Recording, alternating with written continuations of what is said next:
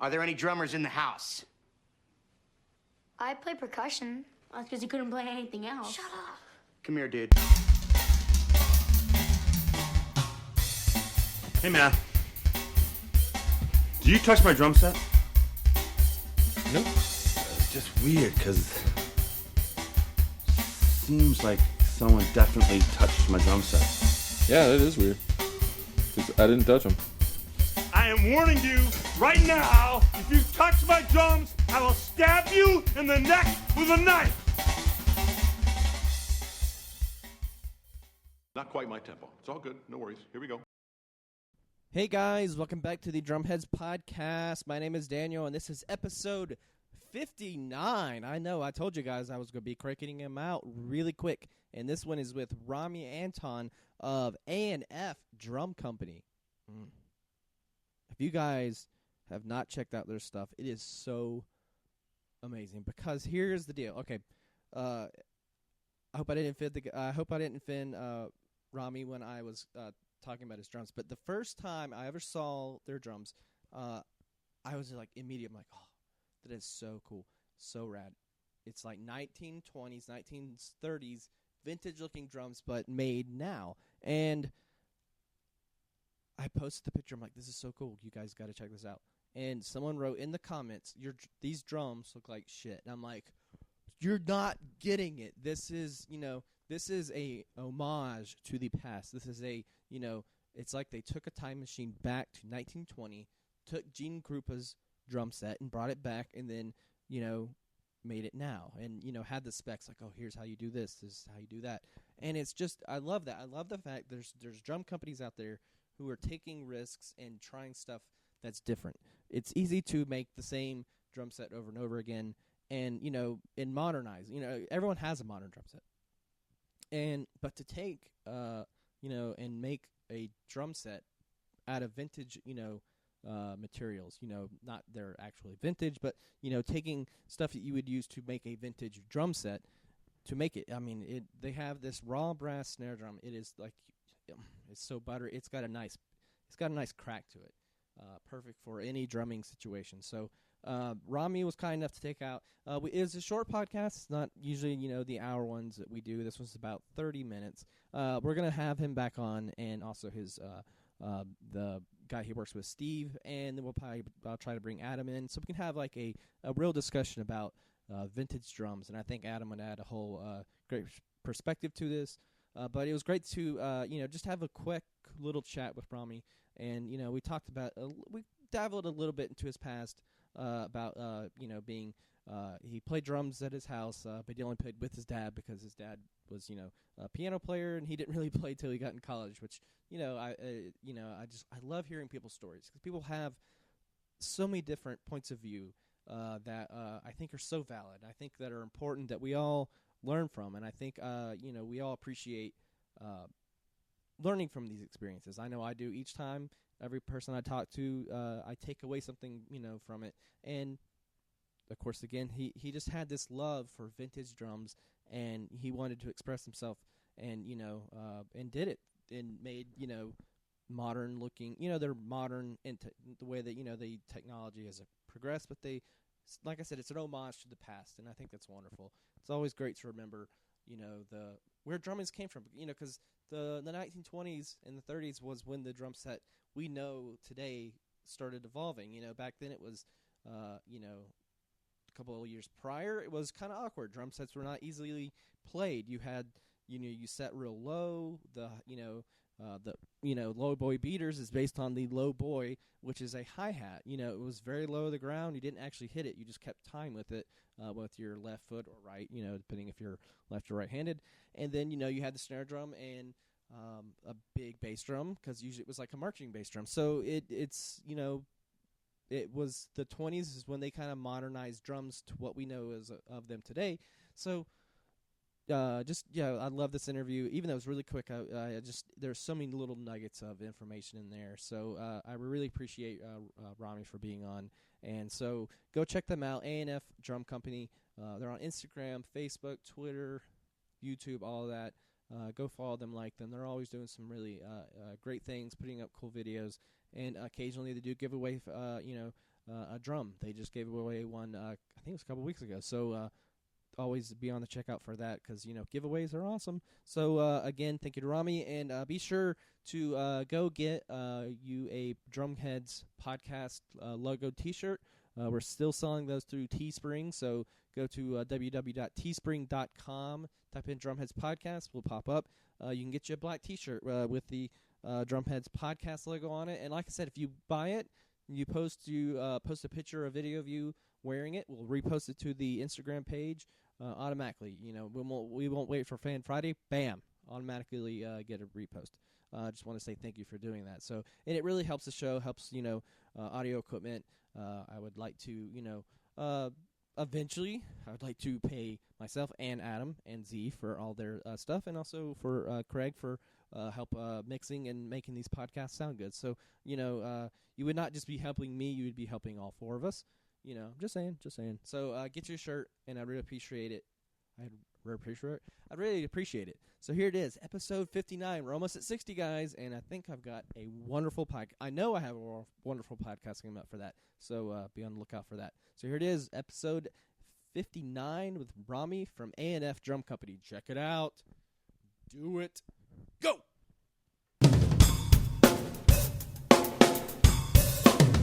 Hey guys, welcome back to the Drumheads podcast, and I am joined by, and I forgot to ask your name before I even started. How you pronounce it? It's Ramy Antoun. Ramy Antoun. Okay. How are you? I'm good, man. How about yourself? I'm hanging in there. These summer days are getting too long, but I'm trucking through. Yeah, it's definitely warm, man. Yeah. It's I'm not a fan. I'm just not a fan of summer. I'm more of a fan of fall and spring, but summer, you can keep it. So I get it, dude. I totally get it. Yeah. So we'll just kind of just jump right into it and just tell me about your company. Well, what do you want to know? Well, here. How about this? Okay, I was looking back through some of the posts that I've reposted of you guys' stuff, and the first post I posted, someone wrote in the comment section, are you like frown upon profanity? I don't have an opinion one way or another. Okay. Well, the person wrote, and they said, "Wow, these drums look like shit." And then I commented back, "No, they don't." So, and I was like, "Wow." So the name of your drum company is A&F Drum Company, right? Right. And you guys are based out of Austin, Texas, correct? Out of Austin, Texas, yes. Yep. So how did that all come about? Because I'm really intrigued by your drums, because they're very different than everyone else's drums these days. So. Yeah, I mean, well, it's always cool to talk to people and get people's perspective. Mm-hmm. Since you said that, what do you find is different about the drums? They when you look at them, they look like a set of drums that would be played in like 1930s by like a Gene Krupa or a young Buddy Rich, and that was like the era of drumming, drum sets coming to fruition, like the modern drum set we know today, and it's an homage to that era, and I think you've replicated it beautifully, and it's like you basically took a time traveling machine, went back to 1930, and then brought the essence of it back to this day. So that's what I see, and I think it's wonderful. And that person, no, man, I think that's definitely a great compliment, and I know that it's not everybody's cup of tea, and and we are totally comfortable with everybody having their own opinion with it, and I think that's beautiful that people would have strong opinions one way or another. Mm-hmm. The thing for us is, you're right. I think what we tried to do is, well, here's the thing: the drum company was birthed by accident. Really? So okay. I've been a drummer in Los Angeles. Had a career in Los Angeles as a drummer, session drummer, and then I moved to Austin and took a break. Mm-hmm. My wife and I had just gotten married, wanted to raise a family, bought a house on a golf course, and just hung out for a little bit. Mm-hmm. Mm-hmm. And then I was celebrating 25 years of drumming, and my wife was like, "Why don't you buy a cool drum, like something that that celebrates 20. I was like, that's a great idea, honey. Thanks for the invitation. Thanks for the okay for the drums. Yeah, that's always a plus. So yeah, man. And so I took her up on it, and I bought a couple of expensive snares, and they were made beautifully. They looked really beautiful. It sounded good. It wasn't exactly what I was hoping for, the sound in my head. And I kept trying to pinpoint what that sound was, and I kept going back to a couple of these drums that I had bought early in my career that ended up being the two most recorded snare drums in my arsenal. It was just these two drums. I'd throw them up, and 9 times out of 10, producer would go, "That's it, man. We're using that for at least half the record." And one of them was this 1890s old marching snare. It was a thumb tightening, single tension rod. And everything pointed at this drum should sound like crap, but it was amazing. Yeah. And then another drum was a 1920s 6-lug Ludwig nickel over brass, the heavy 2-piece shell. Pretty simple drum for that era. It was kind of a student model for that era, but again, just beautiful sound, man. And so I decided to design a drum with those two drums in mind sonically, but thinking about if I did go back to when drums were hand 2 to 3 materials at the most that were available, what would those materials be, and what would be my perspective on how to make something super simple but just really, really great materials. It's like cooking. If you've got to add more than 5 ingredients to a dish, you're on your way to really complicating it more than it needs to. Yeah, totally. And so that was it, man. Simple ingredients: leather, brass, and wood. So those are the 3 basic elements that we used. I had designed a lug 13 years prior when I was dreaming about making a drum, but I never got around to it. And so I dug through all my stuff, and I found this lug, and I pulled it out. And then I started actually calling around just drum builders that I knew of, or guys that I was putting the word out that people were recommending. And lo and behold, the guy that ended up making the drum for me was a guy who lived is a guy named Steve Friccinetti. He was making these really cool stave shell drums out of old wine barrels. And he was doing it as a hobby. He had a full-time job. And so I called him and said, "Hey, man, first of all, you have to sign this NDA because this is top secret information." And so he signed it. And then I said, "I want to make a brass drum. It's super simple concept, but it has to be the right alloy in the brass. It has to be the right, just everything has to be the right formula. But we want to keep it simple." And the first thing he said was, "Dude, I've never made a metal drum." I was like, "That's all right. I've seen your wood drums. I've seen the attention to detail that you put in. You have a passion for this thing. Let's just work together on this." I have a very clear vision, and so I think with your skill, my vision will pull this off. And 6 months later, we did, man.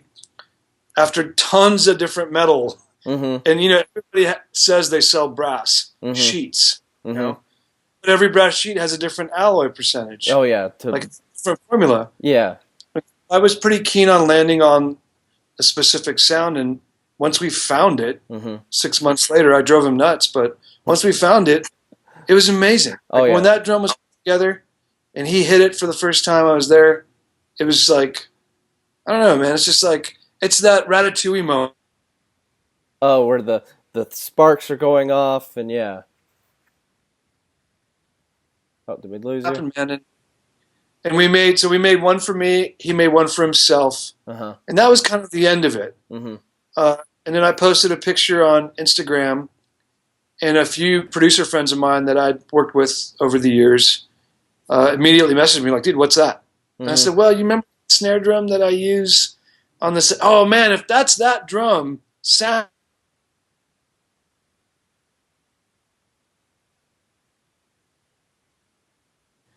But anyway, man, they convinced convinced me to sell him a couple of drums, and we sold a couple, and then decided, well, why don't we make just 100 of these available to anybody that wants to buy them, and posted a couple more pictures with that, with that idea. Hey, we're going to make 100 of these. Does anybody want one? And here we are, maybe 8 months later, and we've got 6 left. Oh wow, that's impressive. And then from there went to, all right, well, what if we made a wood shell kit? And I immediately thought, well, I'm only going to make a wood shell kit if we make the actual shells the exact way that I want to make wood shells. And who can do that? And trying different shell companies and different methods, different ideas, and finally landed and decided just to make our own shell and figured out the process there. And here we are, man. We're a drum company. That's wonderful. And yeah, you guys have really set yourselves apart from, the larger, drumming, builders at this point, because there's, there's the stave guys, there's the, the guys that get the Keller shells. But then when you see your guys' stuff, you're like, hang on a sec. This is different, and I like different. And especially that snare drum, that raw brass snare drum, it's just got a sweet crack to it. I mean, it's just, I bet you could have guys all the time, just wanting to use that for recordings because it's just got such a sweet spot. It's not too high, but it's not too low. It's just right. It's right there in the middle, and you can use it for any application you wanted to. So. Yeah, man, I agree, and I'm definitely biased, but I think that I absolutely love what we're making. Selfishly, we're making stuff that we love and enjoy to play and feel like it has integrity. We're not. I say this all the time, and I'm sincere about it. We're not trying to compete with anybody.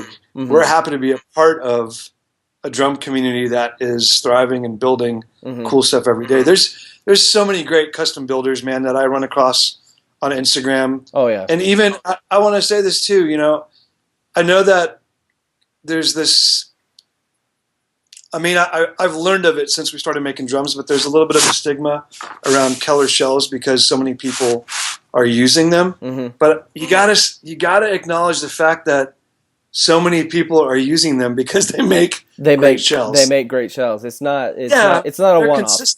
Yeah. Yeah. But it was really, I think that part of when we were looking at shells, just understanding that those are so available everywhere else, it pushed us even more to kind of go, let's make our own shell. We can do this, and we can make it exactly the way we want to with the formula that we want. And it took us a minute, man. I mean, playing with woods and plies and stuff, that's a whole different world. Yeah, then the process is, crazy more complicated than just, a stave or, buying a Keller shell, and drilling some holes in it, Yeah, there's a lot of precision involved. There's so many different types of gluing. There's different types of molds and ways of actually, like rolling all of the laminates to stay. I mean, there's just, it's a crazy undertaking, but I feel like we're really fortunate to have landed on the formulas that we've landed on so quickly. Yeah, and we're grateful. And then watching your trajectory on social media, it's just more people were like jumping on like, oh, there's that vintage sound. If you're wanting like old school, not 70s vintage, if you want 30s, 40s, this is this, and if you want that look, there's a company that can provide that, which is. It's such a niche thing, but it's available, which is wonderful. And I think with social media, it's such an amazing thing. It's such a wonderful community on there because you have those random dicks who like, oh, that drum set looks like crap. You're not getting it.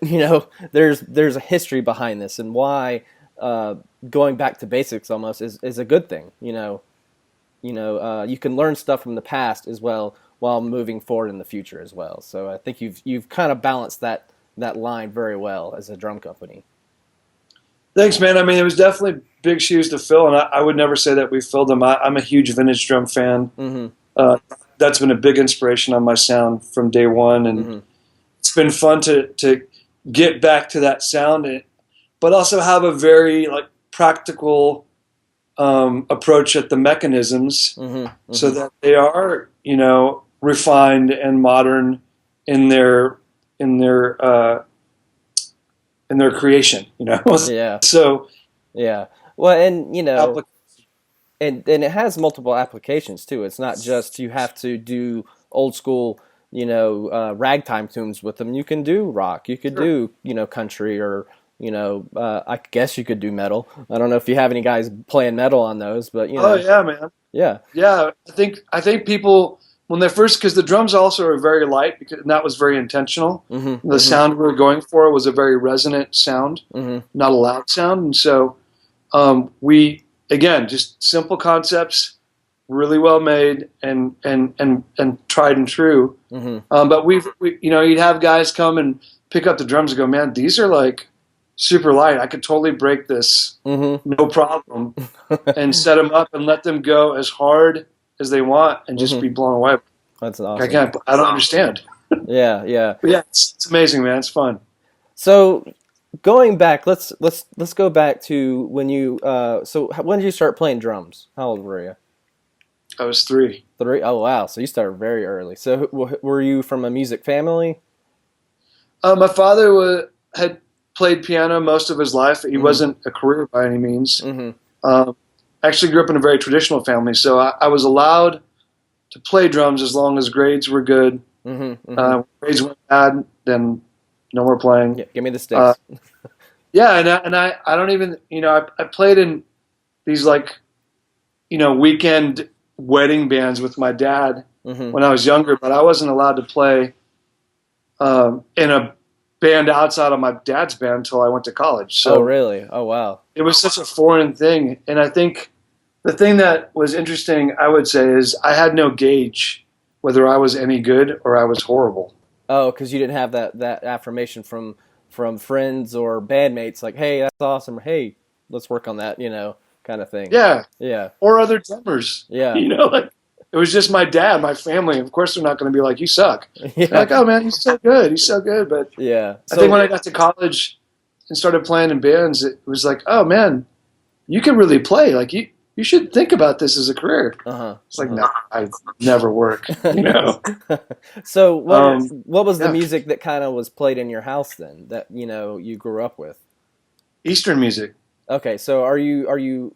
I'm Egyptian. Egyptian. Okay, I couldn't tell if you. I knew you were Mediterranean of some type, because I'm partly Middle Eastern as well. So I identify Palestinian. So you know, we're very close. But yeah, Italian, Middle Eastern, some Irish. You know, it's all mixed. But yeah, so you grew up with the, you know, Doombix and stuff like that as well, with that sound. And odd meter. Yeah, odd meters. Yeah, there's nothing that's in 4/4 for sure. So yeah, 4/4 was odd when I finally was like, wait, so it just repeats? Yeah. So you don't have to play it in 7? Yeah. Yes, it was odd. Yeah. So that's so that probably had a lot of impact on your playing and how you approach drums as well, growing up, and then probably added to your skill level, because a lot of drummers can only play 4/4 when they're in high school and stuff. It's not till they get out of high school a lot of times like, oh, you can play 6/8, 3/4, you know, 7, and you could do those things probably. Yeah, man, it was definitely fun to have that vocabulary available. I think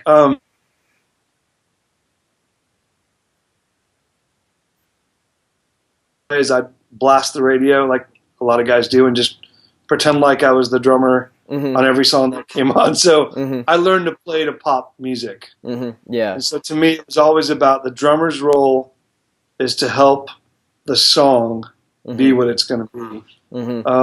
So that was always my deal, man. And I graduated college. I did about a semester of law school and then kind of figured out that I'd wanted to really give drumming a shot before it was too late. So I dropped out of law school, jumped in a van with 8 guys, and did this like reggae ska band. Oh, nice! Oh, that is the most fun music. Like bar to bar. That's the most fun music to play right there, is ska and reggae, and you mix it together, it's even better. Man, it was It's a lot of fun. Yeah, I was in a ska band in high school, and those are some of the most fun shows. Just people skanking, just having a good time. Yeah. Totally, man. Yeah. Which is ironically the whole influence behind that our little rude boy snare was just that era of music. Mm-hmm. You got to have that. Being, you got to have that crack to it to really, Totally. Yeah, you can't have that low thuddy snare drum. You got to have some crack behind it to get that beat going for sure. So who are some of the drummers you kind of looked up to, now or in the past as well? Man, one of my all-time favorite drummers is Jim Keltner. Mm-hmm. Mm-hmm. And it has been a privilege and a blessing to have shared some records with him and played some stuff together. And oh, nice. That was all great. And then, man, I mean, I've always loved the backbeat, the funk, Bernard Purdie. Oh, Bernard, huge yeah. Yeah, and I did a lot of hip-hop drumming early in my career. When I started doing records, it was, going into the studio and playing hip-hop grooves and having guys sample them and stuff. That's actually one of the first sessions I ever did. A friend of mine was producing these 3 hip-hop guys, and they had, free studio time from 1 to 5 a.m. Oh, nice. He's like, hey, man, can you come bring a bunch of your different vintage stuff and just, like, play 8-bar grooves, and we'll sample it in this MPC 3000. And so that was the first Black Eyed Peas record. Oh, nice. Oh, wow. Wow, that's awesome. Yeah, so that kind of kicked off the whole guy plays hip-hop grooves live thing. For me personally. Yeah, yeah.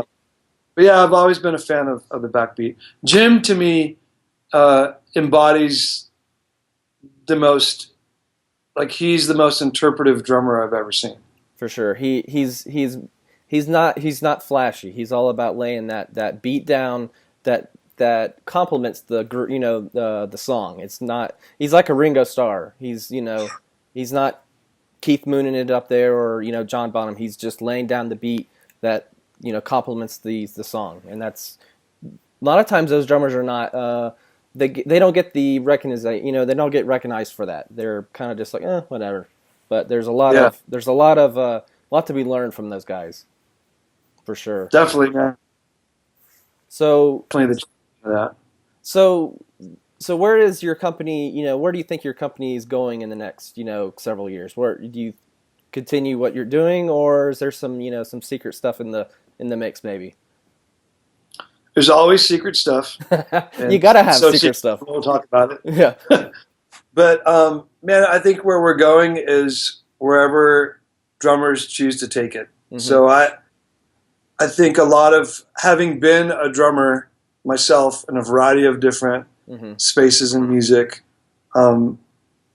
just constantly trying to make things that have a practical application, that sound great, and have a beautiful aesthetic. And so it's not just going to be limited to drums. We're definitely going to be experimenting with other things that have to do with the drum world, but not necessarily, kits and snares. And and then there's some really cool drum things coming out at the end of the year that we're making, I think, that are insanely awesome. You'll probably be putting them toward NAMM and stuff like that, Yeah, we'll be at NAMM first time on this side of the the booth. Yeah, yeah.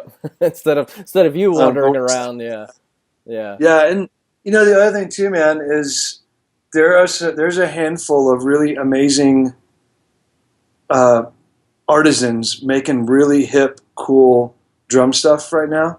Oh yeah, and so we're doing our best to partner with them and collectively think outside of the box on new ideas and new products. And so I'm really enjoying this little community. I'm very excited about it. Yeah, it's been such a blessing to me because I've gotten to talk to so many different types of drummers, but also drum makers, which it was more or less my co-host kind of pushed me in that direction. He's like, hey, let's talk to some drum makers. I'm like, are you sure? And then Bob people were like, yes, talk to the drum makers. That's who we want to hear. And I'm like, who knew? And I love that criticism and it's positive. It's like, hey, we want to hear these drummers and these drum builders' perspective. I'm like, okay, yeah, let's do it, you know, and I love that.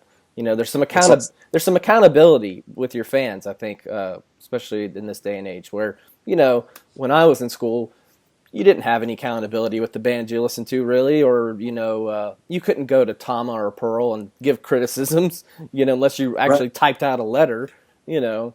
But now you can do that. But I think people now are looking for those things that are different, and it's good for you guys because it's good for business, but it's also good for the drumming community as a whole, I think, as well. I would 100% agree on that. Yeah, and I'm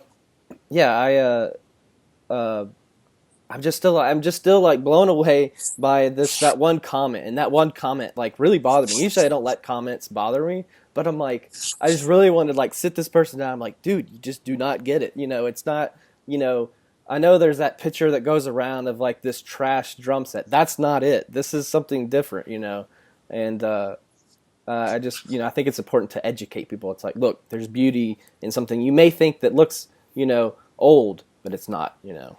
And I think, you know, it's good to correct the record, I think. That's good, man. I'm glad you're having us on the show. Oh, yeah. But yeah, I don't want to take up too much of your time. I know you've probably had a busy day if you're out in Las Vegas, because that place is crazy, you know. It is great. Yeah. So, but yeah, maybe in a couple more months we can have you back on once those top secret plans are revealed, and it'd be great to have your partner on the podcast as well, and really, you know, talk about the process and all that stuff as well. So, who's your? Yeah, there's two partners. There's two partners. Steve. Yeah, Steve. He's the craftsman. He's the guy who's putting his hands on the drums, and amongst now we have a team of people, but he was the first person. And then there's Josh, who is leading a lot of the strategy and business development for us, because we plan on being around for a very long time. Yeah, for sure. So we're being smart now so that we could have a lot more fun over the years. Yeah. Yeah, we could do something all together in a couple months. Yeah, and maybe bring my co-host in, because he builds cajones, and he also has been dabbling in some stave drums. So he's more of like the mechanical mind, where I just like to talk. That's awesome. So it's a cool combination we have. But yeah, so a couple months I'll hit you back up again, and you know, we'll really dive into it and break it down.